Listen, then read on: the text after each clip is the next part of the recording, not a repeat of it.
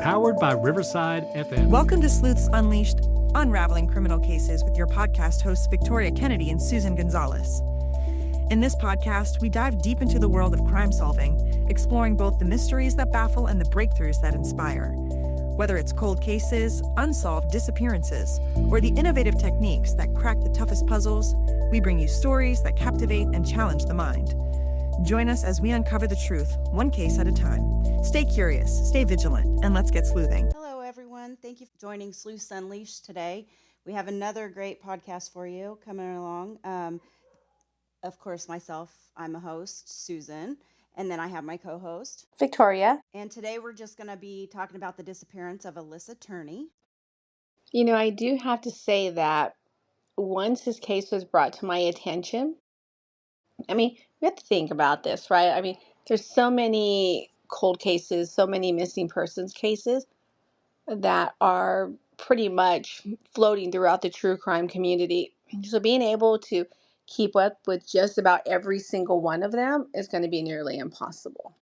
But, kind of going through this and the things that I have read, things that I have heard, from the podcast, documentaries, it's very, very intriguing. And not to say, I do have to say, but come on, we have to say, well, at least I'm going to say it.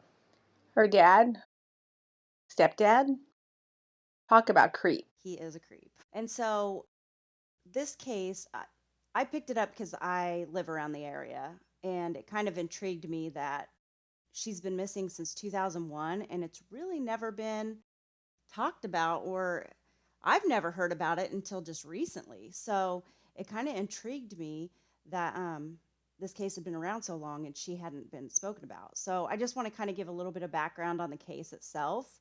We have the disappearance of Alissa Turney. Of course, she was born in Phoenix, Arizona around 1984 to parents Barbara and Stephen. Her parents divorced when she was 3 years old, and that's when her mother married a man named Michael Turney. Michael Turney had 3 children from a previous relationship. And then when they got married, they had a baby together, and her name was Sarah. So they had 6 children together. When Alissa was about 9 years old, her mother got cancer, and she passed away fairly quickly. And Michael Turney had adopted her, so her last name was Alissa Turney, legally. So he adopted her, and then in 2001, when she was 17 years old, she went to school on the very last day, her junior year at Paradise Valley High School. It was supposed to be a half a day. There wasn't anything out of the ordinary that happened. She was dropped off at school as usual, and then for some reason, her stepfather decided to pick her up early from school. Everybody was saying around 11 o'clock is the last time they seen Alissa that day. She said bye to her boyfriend that she was seeing at the time. She also said bye to a friend, and then they had stopped and talked about a party that they were going to meet up at later in the evening. Since it was the last day of school, it was the end of the year party, and there wasn't anything out of the ordinary, so everybody thought everything was good. The stepfather said that they went to lunch, and then when they got back to the house, they got into an argument about her not wanting to follow the rules, and she was tired of following the rules. And so he had left, he said, to go do some errands around the area. And he went and picked up the other daughter about 6:30. I want to say, they're saying around 6:37-ish. So she had went to a school field trip, and then he wasn't there to pick her up after school, so she walked over to a friend's house, and that's where the other sister stayed until the dad came and picked her up around 6:30, 7 o'clock. On the way home, he told her that he hadn't been able to get a hold of Alissa the rest of the day. So he handed her a phone and had her call. Alissa never answered the phone, and then when they got home, they walked straight into the house and went to Alissa's room. Alissa's stuff was scattered all over the floor from her backpack. Her cell phone was there, and then there was a letter there that stated that she was running away to California and that she had taken $300 from her dad, and that she was going to just take off. After that, the dad did call the police later in the evening and tell him that he had a runaway. So nothing really happened on the case because he had stated she was a runaway. So no police or anybody came to the house and looked at any fingerprints, crime scene, blood, anything like that.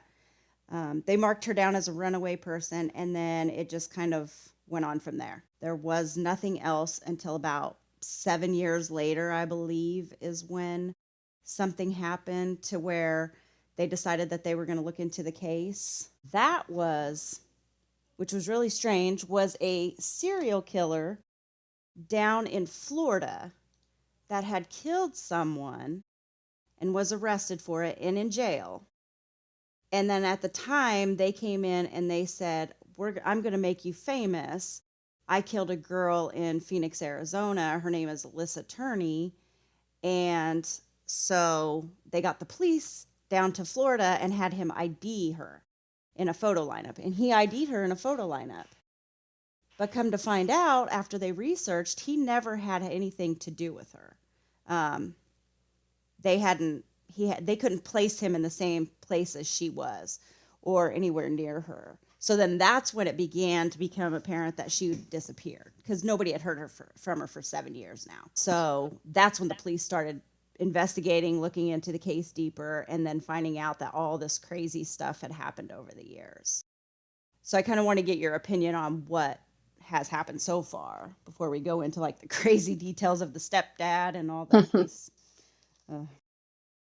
So just a couple of things. I mean, we have her stepdad who, you know, allegedly picks her up from school because she's going to break up with her boyfriend that day. They get into an argument. He then leaves, and then later on that night, when his other daughter gets home, he takes her into the room.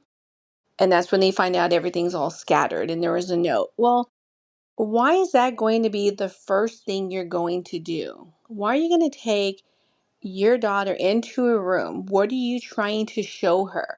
So to me, that's kind of like, look, look, look, look. Look at what your sister did. This wasn't me. This was your sister. So everything being scattered around, from what I'm seeing, he's the one who did it. He's clearly the one who did it.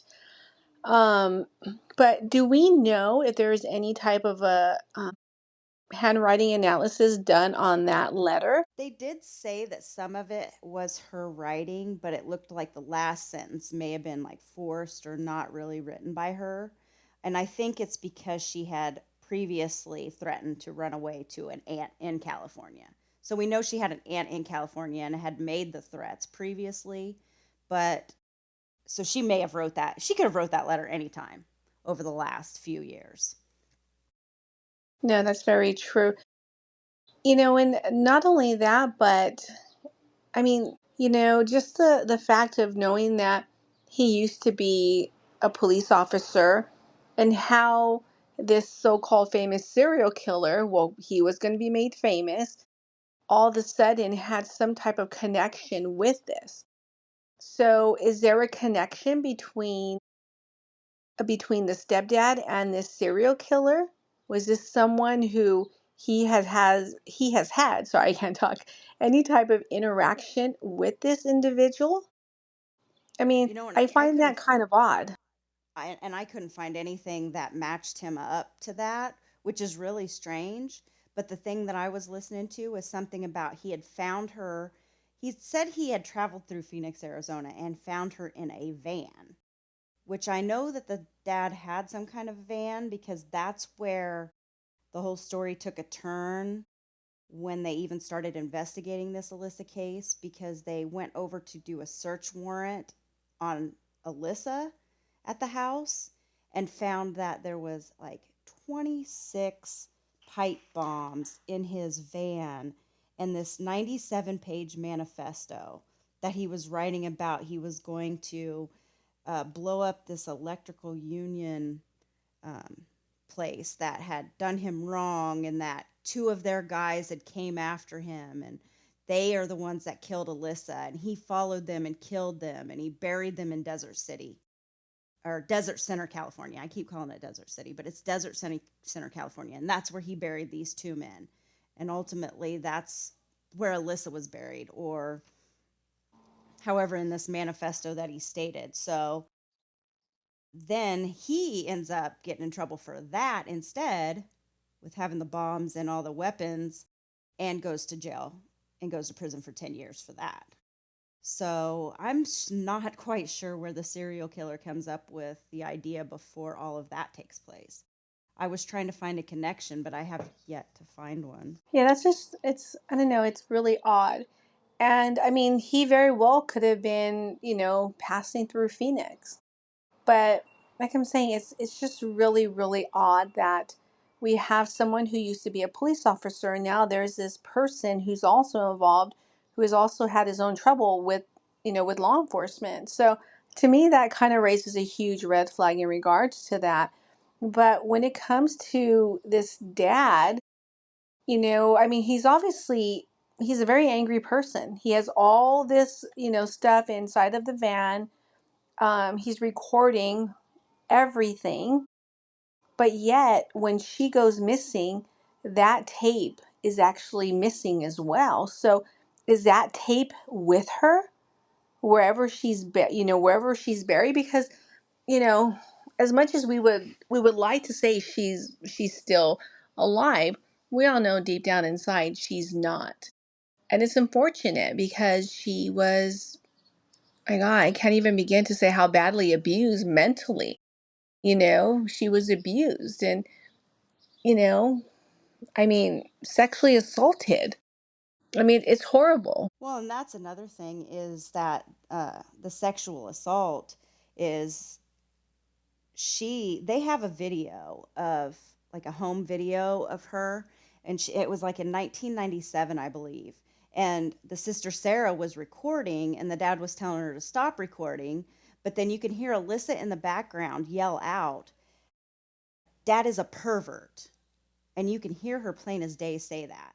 And she Yes, I makes heard that. accusation. Yeah, and Yeah. she makes accusations that he's a pervert, and he's done things to her, and he's done sexual things to her. And I know CPS does come in at one point, and then he has all these contracts also in his safe stating that I did not molest Alissa Turney, and she would, if she says this, she's lying, and this, that. And she has to sign those contracts. So he has all of that in there. Plus, he has tons of videos of the outside of the house. And he even had one hidden in the vent in the inside of the house. And he was recording all phone calls. And I mean, he had over, they said, 20 years worth of phone calls and videos. I mean, he was really adamant about taking extra steps. But then, yeah, like you said, when that video of that day, he says that he viewed it and there was nothing on there that could show what she was doing that day or show her. But when they went in to do the search, and they found all that stuff. They never found the videotape from that day or the phone call from that day. And then, of course, he says that a week later, after she went missing, she made another phone call to him from a place in Riverside, California, which they did verify on telephone records that there was somebody that called from Riverside, but there's no voice recording. And he recorded everything, of course. So he says it was her, but nobody can validate that. We can validate it came from there, but there's no way of saying he didn't hire somebody to call from there, because he's, making everything look like from Riverside, from the Desert Center area right there in between the Phoenix area. So there's a lot going on with this man.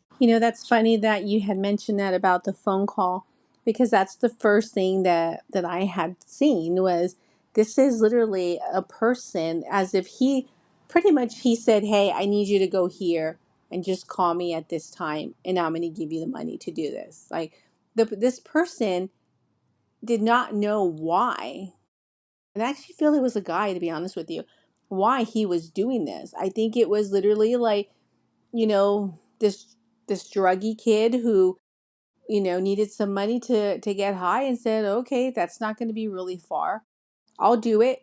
And had a couple $100 with him, so he can kind of then go off and finish getting high or whatever. But, I really feel that those tapes, the audio cassette and the video is going to be with her. So wherever she's buried at, it's going to be with her. So that's literally has been put like in this bag. So kind of how when you see old military movies and they're coming home from deployment and they have their army bag with all their stuff in there.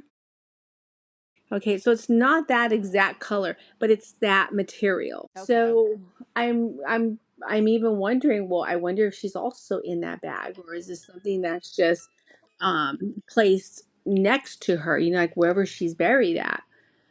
You know, I know that they're thinking that she might be in the desert, but I don't know. I mean, this is going to be something that he's going to want to keep close tabs on. This is someone who is going to want to know every single thing about what's going on. And I actually heard on a podcast that at the time at this one particular home he was living at, he actually moved from there and went literally across the street. Yeah, he Now, moved across the street. so why do that? I mean, I could see somebody wanting to stay in the city, right? Moving elsewhere within the city, but why are you going to move, pack up, go through all of that drama? Because we know there's a lot of drama anytime it comes to moving, and to just move across the street. Right. It's almost like he wanted to watch the house in case the police officers or anybody came back, um, or keep Exactly. an eye on something. Exactly. So there's something on that property. I don't know if she's going to be buried there. That I don't know. Um, but maybe that's why I'm seeing that bag so clearly. Maybe that bag is going to be the I guess we could say the icebreaker of, things are going to be found from that point. But there is definitely something in that backyard. And even if law enforcement were to go and to use a metal detector, it's not going to pick anything up Right. compared to a human body. If there's anything on her, any type of jewelry, any type of piercings anywhere in her body, if it's metal, then that's going to be picked up on a metal detector. And there's plenty of searches that go on and they use metal detectors. They use, I mean, you know, ground radar. They use a lot of stuff.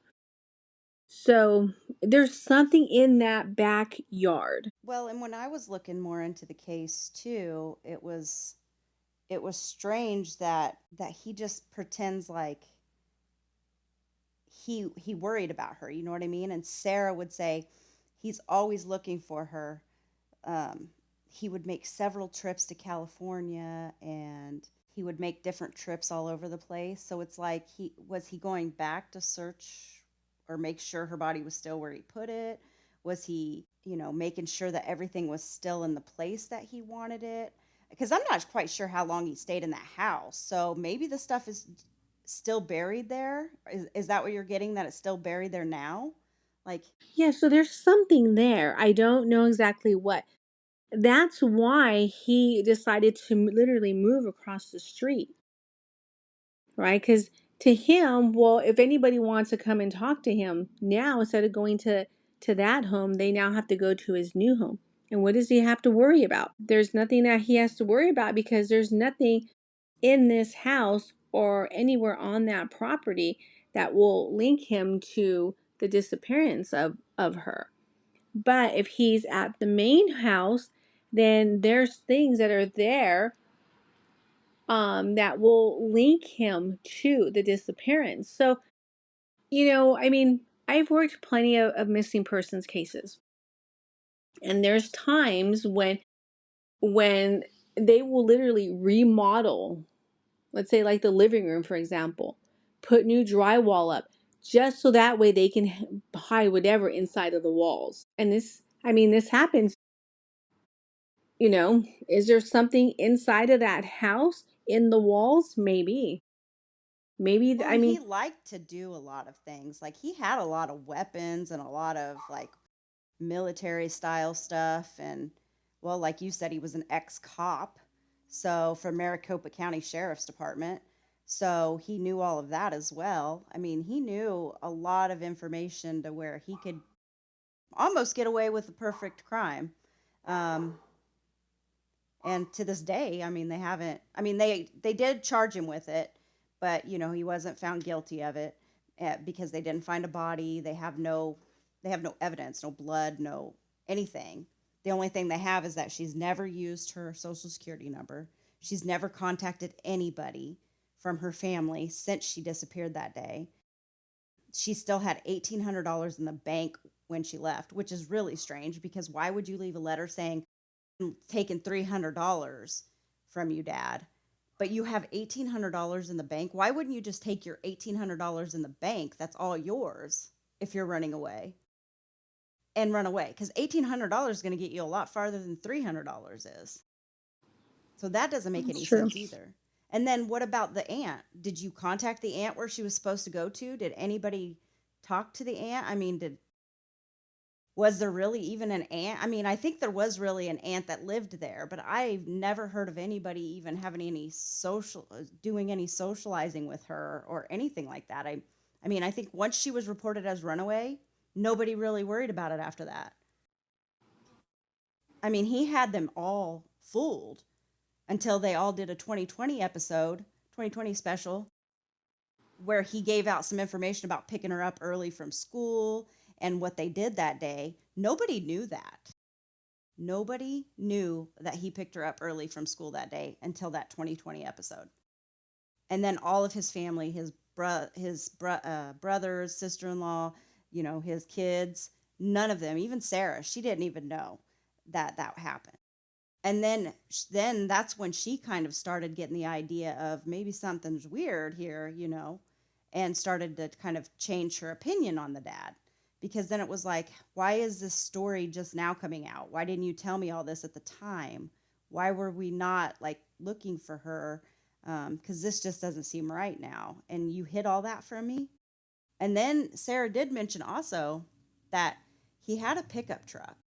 And a few months after that, he bought another pickup truck and sold that one, but it was a similar pickup truck. So it wasn't that he sold it because he wanted to get something different. It was that he sold it and got the same kind of truck. So what does that mean? He was trying to get rid of something that there's maybe evidence in the truck? There could have been, I was just thinking right now as well, why did that kind of come up to the forefront about, people do construction in their home, tear out drywall to stick things inside the wall and cover it up? Um, so, I mean, I would like to know, was there any construction done on that home in the inside? Was there any drywall patching? Because, I mean, I'm I'm kind of feeling that there is something inside of those walls. And if he would have threw something in the trash, and I don't know if law enforcement did this, I didn't hear anything about this, but if they really wanted to look for any type of evidence, maybe being thrown away in the trash like that day or a couple of days later, maybe they would have decided, okay, well, let's kind of check this route and see if we can find those tapes if they have been thrown away, and in whatever landfill. But I just feel that's really, really odd, and it's not a coincidence that The way he that kind of reported her popped up. missing, though, or not missing as a runaway, they didn't even investigate the case. So he had years before to get rid of it. Like, I know they went into the house that Alyssa lived in and they did luminol search. There was no blood in the house. But he had so many years to get rid of so much evidence. Not that I'm saying that not blood wouldn't have still been there, but I don't think he killed her in the house. I think he took her out somewhere in the desert. And that's where he did stuff to her because she had reported one time that he took her out in the desert and tried to do things with her. And so that kind of sticks in my mind, like maybe it just went too far that day and something bad happened and there was no coming back from that. Um, but yeah, he liked to hide things though. the video cameras, the one in the vent in the house. Mm-hmm. Yeah. So, I mean, you could look in vents in that house too, maybe, or uh, the ceiling. People hide stuff in the ceiling. Is there an attic up there? You know, because these old houses, they have attics with that foam stuff in it. I mean, you could easily hide stuff up there as well. Just by this man, I shouldn't even call him a man because he's a freaking coward. Literally, he is. So, from him moving from his house directly across the street to another house, selling his truck and getting, another truck that's very similar, if not the same, to his truck, well, that just goes to show he's hiding. He's like ditching evidence. Yeah. And he knew So, reporting her as a runaway, they wouldn't do anything. no, because back then, basically what would happen is that if you went missing, there was like, we'll call this in 24 hours, right? It's not like how it is now. I mean, somebody goes missing and you call, of course they're going to ask, okay, do you think that he or she could have run away? Was there an argument? Could he or she be with her boyfriend or girlfriend or at a friend's home? But they still take it as, okay, we have somebody who's missing. Compared to then, that didn't happen. And Right. we all know that, you know there's it's the timing of once they were last seen is so important. It's so crucial because you can have different type of kills. You have a fast kill, which is, obviously they kill the person right away, have their own self gratification and dump their body, and then when they're found, they're like what, a couple miles away from their home. And then you have one such as in this case where I can honestly tell you that she was strangled in that truck. I'm sorry, not strangled. She was suffocated in that truck and taken to wherever because I see like a bag going over her face. Um, but where he took her, I mean, I was even thinking, trying to kind of fill it out of, you know, there was one time when the daughter was filming him and they were at like this campground, but he wanted her to stop filming. So, I mean, she's going to be somewhere that he's very, very familiar with. Yeah, and that's why I think that the timeline of his day is off too. Like, I don't know if we don't know precisely when he picked her up and when he picked Sarah up. I mean, she tries to remember, and that long ago, it's like something that you're not thinking about right then, because then when Alyssa's not answering my calls and he's having her call, I mean, you're really not paying attention to time and things like that right at that time. But if it was a half day to me, then why were you, I'm thinking 11 o'clock, probably 10:30, 11 o'clock is probably a good time for a half day. But you're giving him probably what, 7 hours at max to do all of this and be back to get Sarah. Of course, he didn't show up when he was supposed to. He showed up later. So he still had a lot of time to do a lot of things. So it's hard to narrow down a vicinity too that he could drive to, unless somebody knows specifically where he liked to go to camp, like you said. Or maybe there's a place where he liked to go to shoot guns that nobody else goes to because he had so many weapons and so many pipe bombs that he was building. Maybe there's a place he went to try out his things he put together.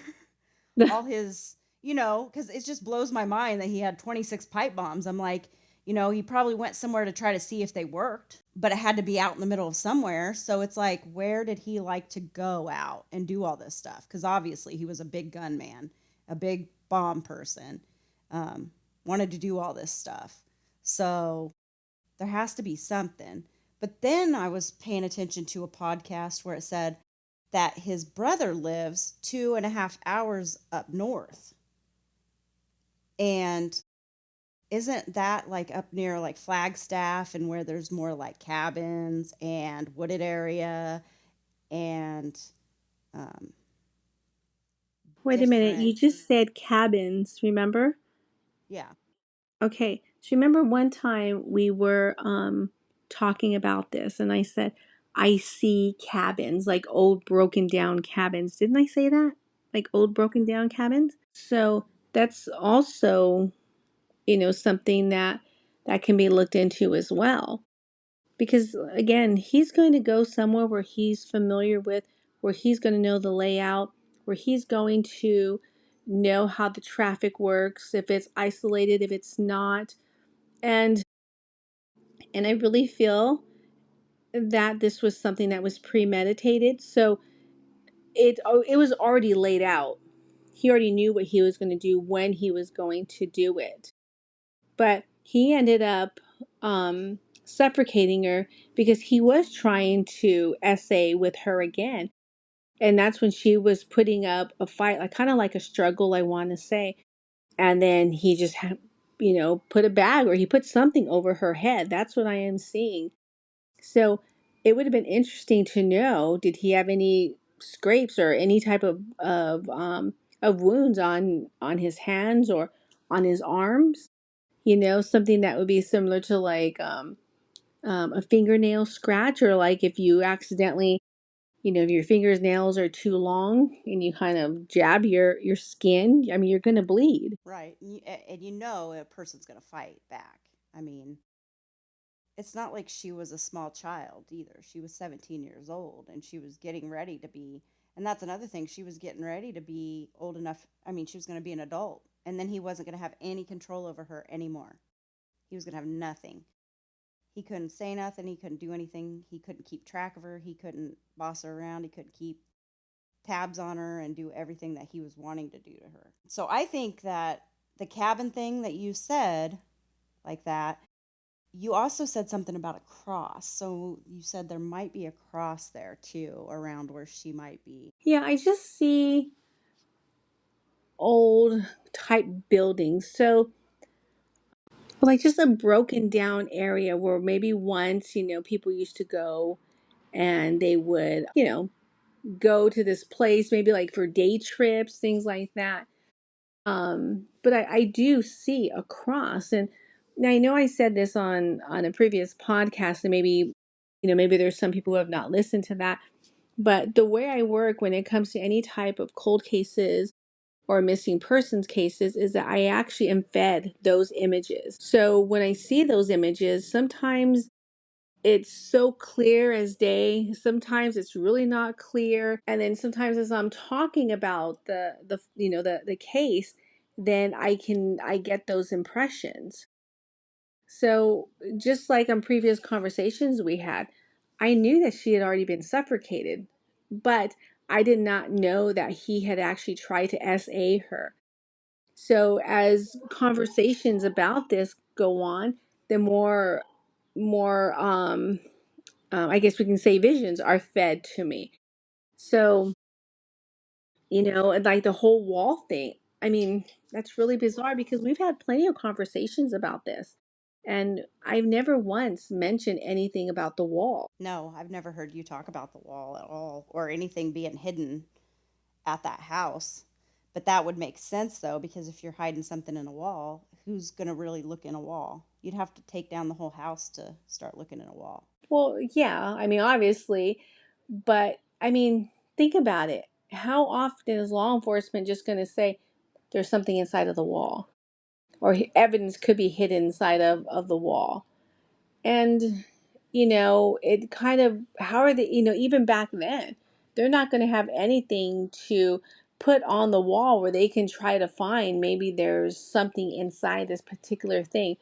But I really do feel if law enforcement were to have like a knocking field day throughout the entire home in an area where it's supposed to be hollow, they're going to hear a different sound.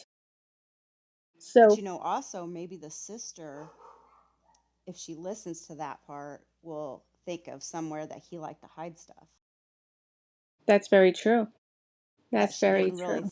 really consider. Because you know how sometimes you like think about things and you're like, oh, that's no big deal.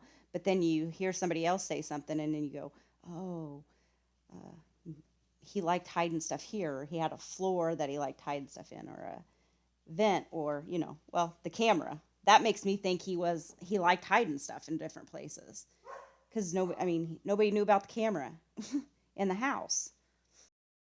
Only the sister did, correct?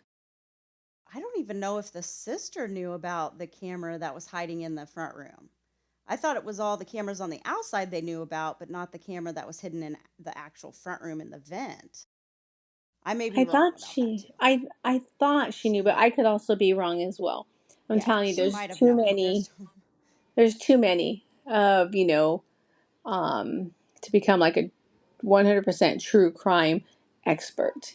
There's so many missing persons and cold cases, but I thought she was, but don't quote me on that.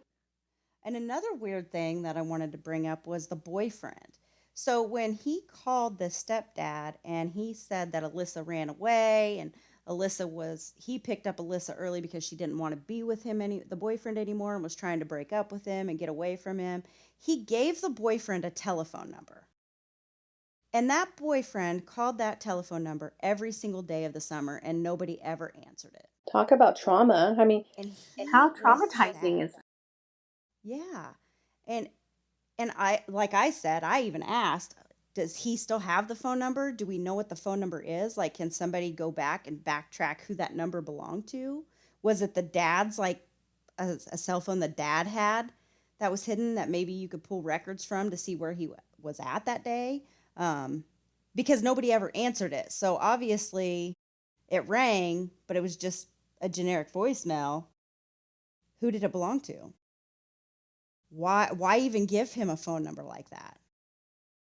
That's the strangest part of that too, is he threw everybody in different directions. And it, honestly, I'm not going to lie, that was smart on his part, because he made everybody, like, he made the police believe she ran away, he made the sister believe she ran away. He never told anybody that he picked her up early, so nobody had any of this information. Like, all this information was like staggered throughout, that everybody was finding out years and years and years later, after all the evidence and all of the crime scene and everything's already been through a ton of stuff, to where if you go back, you're not going to find anything. He threw everybody off. that way we know when it comes time, if anyone ever wanted to look at him, it's like this, literally like this big old X. And that's what they did when they arrested him in 2020 and they charged him. It, they charged him with second-degree murder, but they couldn't get him on the charges because there was no body. They had barely any little evidence. I mean, to say that he murdered her, they personally could not pin it to him.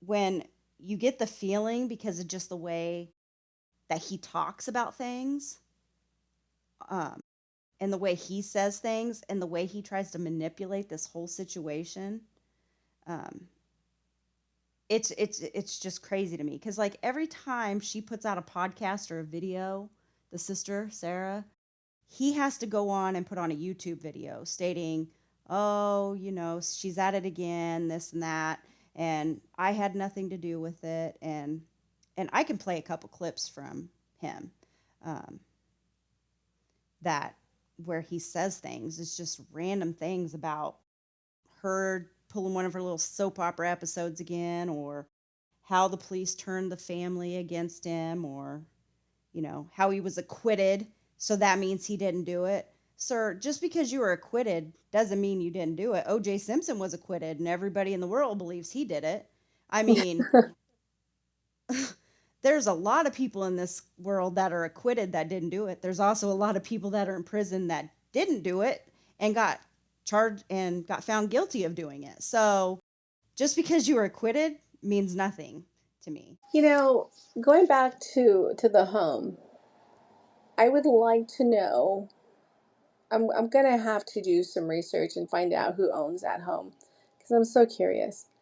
Have they done any type of remodeling in the inside? I mean, it's really rare that you're gonna totally gut the walls, Right. right? Because it's gonna be such a big job. You would just maybe like patch something and paint over it, because it's gonna be simpler and a lot quicker. But I would like to know are they experiencing anything out of the norm? Are they experiencing any type of paranormal activity? And I know it's like two separate things, but when somebody is brutally murdered, such as she, and if there's any type of evidence inside of the home, then it's as if kind of, we see it in movies all the time, like the person can't rest until this is found. Are they hearing noises in one particular area of the house? Are they hearing knocks coming from a particular side of the home? Is there areas, if they have pets, do the pets look up, in a certain area? Are they smelling smells like what? Are they having dreams? If so, what kind of dreams? Are these, dreams that are really, really out of character for them to, the type of dreams to have? I have so many questions in regards to that house, to the type of things that they may be experiencing. And then we kind of go back to, to the stepdad. Did anybody go back and try to see who he has dated and what they have said about him? Has anyone who he has dated, have they gone missing? Um, you know, I feel that she is not the first person that he has killed. I feel that he has picked up prostitutes, like sex workers, had his way with them and pretty much off them. So I would not be surprised if once she is found, and is she ever going to be found? I don't know. But I would not be found if they find her and they find another and another and another and another. Now, I'm not saying that these are all going to be maybe like ex-girlfriends, but I do feel that they are going to be sex workers, prostitutes. So I could, when you were talking earlier about him going and spending so much time allegedly in California because he's looking for her, that's the sense that I had, that he was just going and messing around and then coming back home. Well, and that would make more sense of why would you be going out to California if you think she ran away, where are you going in California? There's so much area to cover. Like, where and specifically are you going to search for her?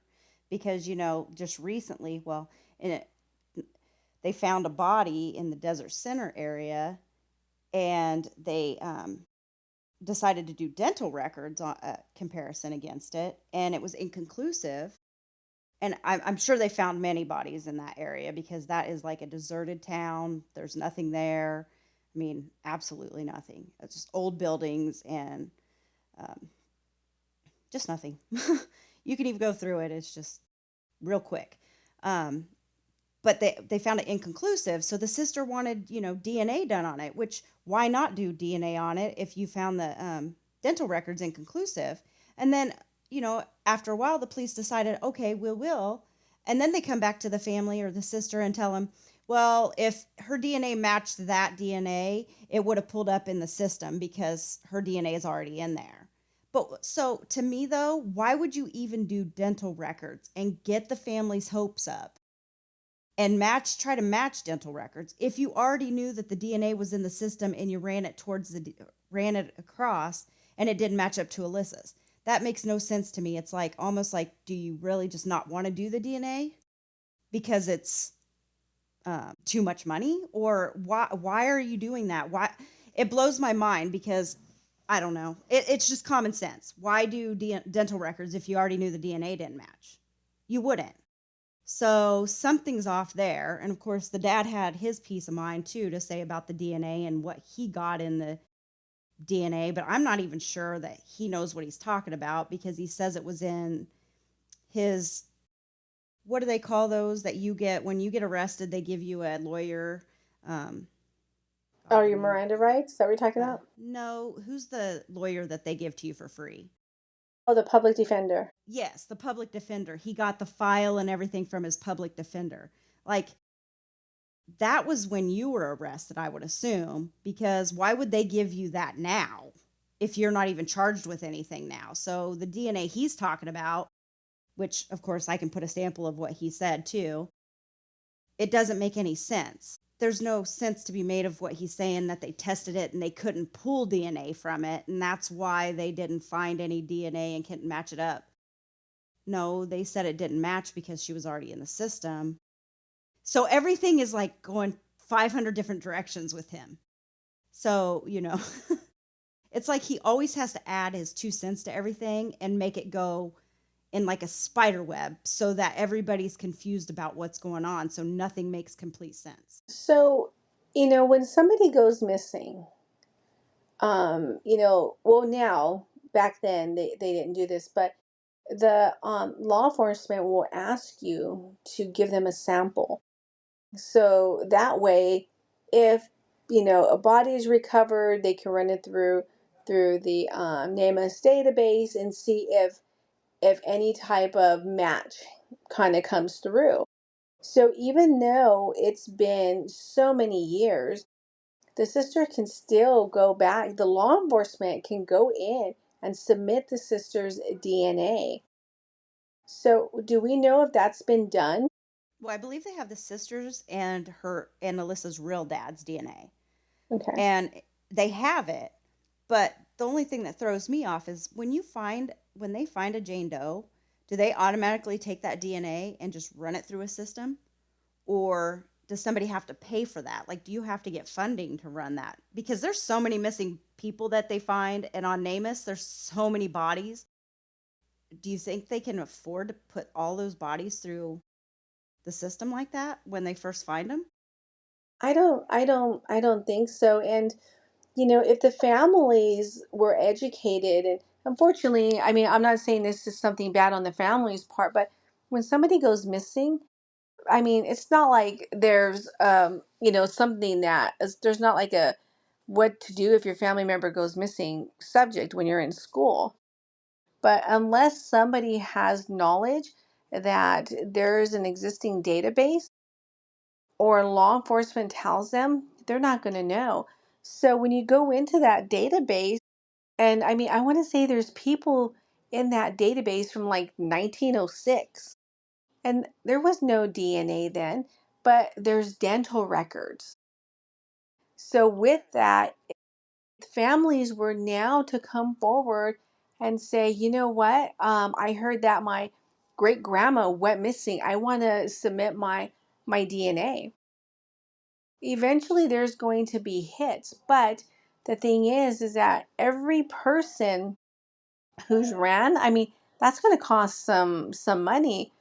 And the best thing that the families can do, just like in this situation when this very first happened, is that because we're not certain if she's buried in the desert or if she's buried about 2 to 2.5 hours away, kind of going up north, even kind of going back and looking at coroner's reports of who they have found, who came through, what were they wearing.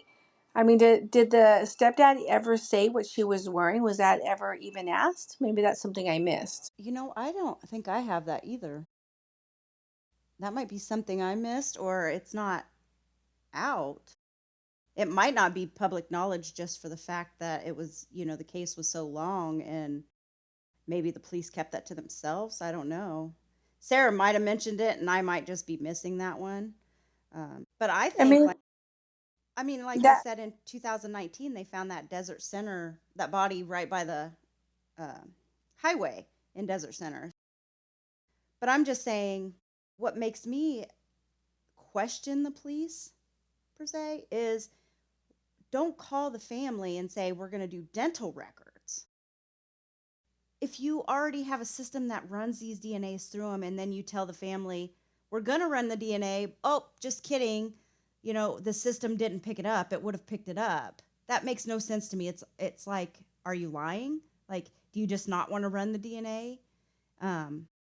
Because I don't think that a police place is going to call you and say, we're going to do dental records and take the time to do the dental records when they've already ran the DNA. no, you're right. You're absolutely right. If see, this is the thing with law enforcement. This is why I get so frustrated with law enforcement. I mean, law enforcement, they have their good side and they have their bad side. But if it's not X marks the spot, then they don't want it.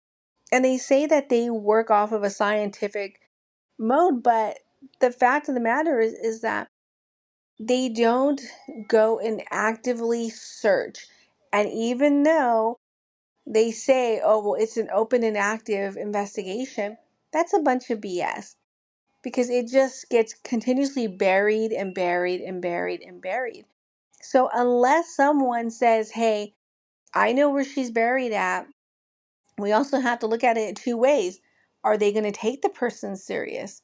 And if they do, are they going to go even bother looking? I mean, they tell families all the time, don't search, don't do anything. It's a police investigation.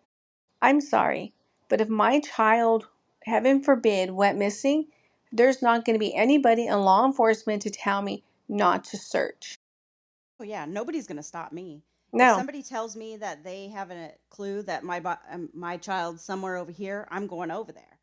I'm If going they with say, you. yeah, well, and that's what I said. Like nobody's ever went out and searched that desert center, California.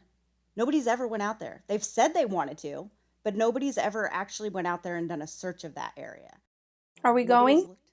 I would go if we could put together a search. I would go. I mean, that you have these fathers out, the father out here of the missing kid Daniel Robinson that does his own searches sometimes and puts this stuff together. I mean, it's just talking to somebody that has done it before and knows how to put these things together and get one put together and go. I'll go out there and search all day. I have no problem doing that and flagging things that look suspicious. I mean, we may even be able to find other people because it's just that town is just deserted. And if nobody goes out there ever and police don't go search it like they want to or say they want to, then who's to say that there's not others out there, Because there's so many people missing in this world, anyways. I mean, you find a town like that, and who's really going to care about it? I mean, the buildings are literally just torn down, half up, half down. I mean, anything could be there. Anything. I would do it if somebody wanted. I'm totally We have to down. put it together. We'll have I to put am it totally together. We'll have down, to do. but We'll have to not do when it's a something. I'm totally down. And even though I love the heat, I'm just not down to go do any search in the middle of the desert in 1,000-degree temperature. I will tell you No, that. we'd have to Um, wait because I mean, too many people could get seriously sick, and I've seen so much happen with heat. We'd have to wait till it yeah. cools down because that place is going to be hot. Like it's so open, and like I said, the buildings are half tore down, and there's not, so you're going to be in direct sunlight the whole time. I mean, yeah, but I'm totally But, down to do it. We could put something together, and that could be something we do like later on down the road. Um, of course. I mean, we you have so know, much we could say about this case. I mean, oh, trust me, we already know there's going to be a part two. I was actually talking to my son about this because my son, he's all into true crime. My son has these amazing gifts. He swears he doesn't, but he does. When he was little, and I would get stuck because, we're humans. So it's like, just tell me, just tell me, just show me, just show me. But like I said, unfortunately, spirit doesn't work that way. It's kind of like a jigsaw puzzle. And I would get frustrated, and my son would be like, what's wrong? And I would say, I am stuck here. And he would just look, oh, mom, go look over here. And I'm like, what the heck? You know? And he even said, like, he's like, I will totally go. So even though it's 1,000 degrees out, we could still go and technically look around. We don't have to like do this big old search, but just to kind of give us a general idea of what we are getting into and other people into. yeah, we could look just kind of around the area, and we could do it in early to where it's not so hot either, or because earlier in the morning would be a little less cool, and then you could get an idea and a look around.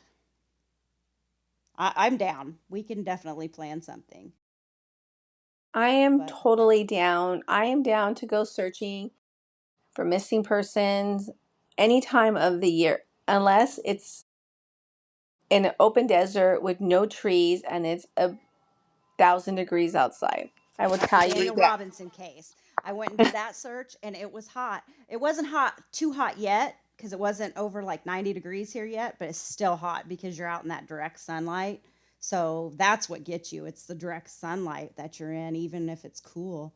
But yeah, definitely, we'll have to plan something like that. But it looks like we have talked about this for a while, and I know I would love to go on about this case forever because it intrigues me, and I just want to help that family because I feel so bad about everything they've been through the years.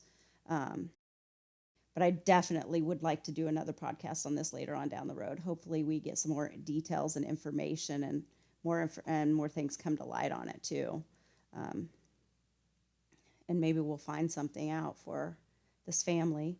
But that's all I have today. Is there anything that you wanted to say before we head out on this one? I'm so intrigued by that house.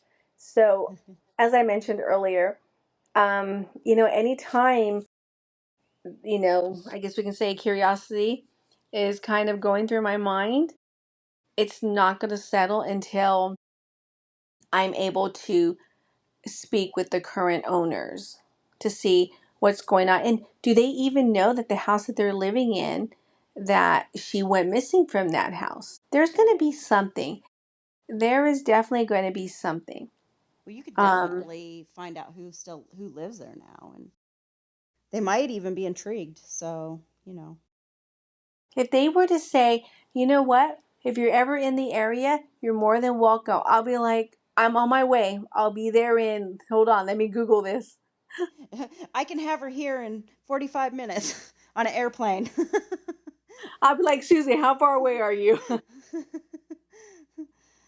Definitely. That's something to even look at too. I mean, and see if Another, somebody's ever searched the house like that, I don't know, but I don't know. I might even have to, we might even have to reach out to the sister because this whole wall thing now.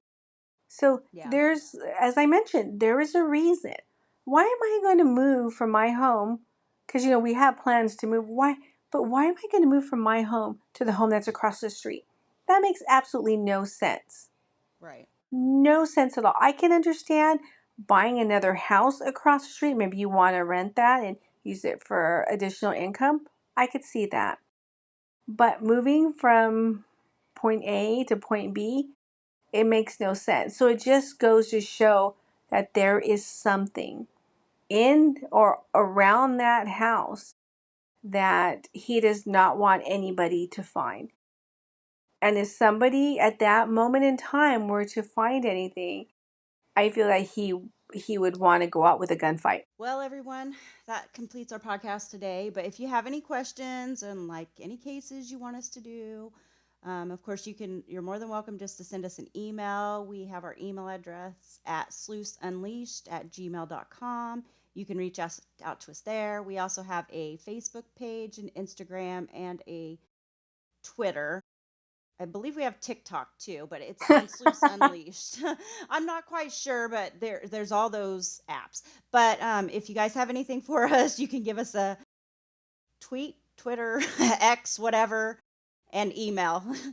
Okay, just stop. Just know we're on all major social media platforms. Right. Have a good evening. Good night, everyone.